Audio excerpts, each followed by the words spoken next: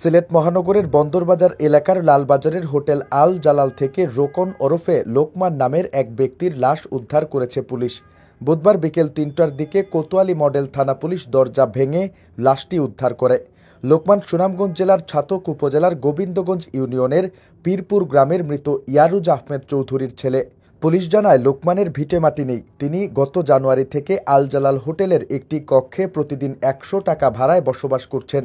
Lokman cancer রোগে আক্রান্ত, কোনো কাজকর্ম করতেন না। প্রবাসী স্বজনরা টাকা দিলে তা দিয়ে জীবন নির্বাহ করতেন। প্রতিদিনের ন্যায় গত মঙ্গলবার রাতেও তিনি তার কক্ষে গিয়ে ঘুমিয়ে পড়েন। কিন্তু বুধবার সকাল থেকে লোকমানের কক্ষের দরজা না খোলায় বিকেলে হোটেল কর্তৃপক্ষ পুলিশে খবর দেন। পরে পুলিশ এসে কক্ষের দরজা ভেঙে বিছানা থেকে তার লাশ উদ্ধার করেন। কোতোয়ালি থানার ভারপ্রাপ্ত কর্মকর্তা মোহাম্মদ জিয়াউল হক জানান, এটি একটি স্বাভাবিক মৃত্যু। নিহতের বোনের বাড়ি সিলেটের শাহপরান এলাকায়। লাশ উদ্ধারের পর তাকে খবর দেওয়া হয়েছে। চাইলে আবেদন ও অনুমতি সাপেক্ষে ময়নাতদন্ত ছাড়া লাশ নিয়ে দাফন করতে পারবে।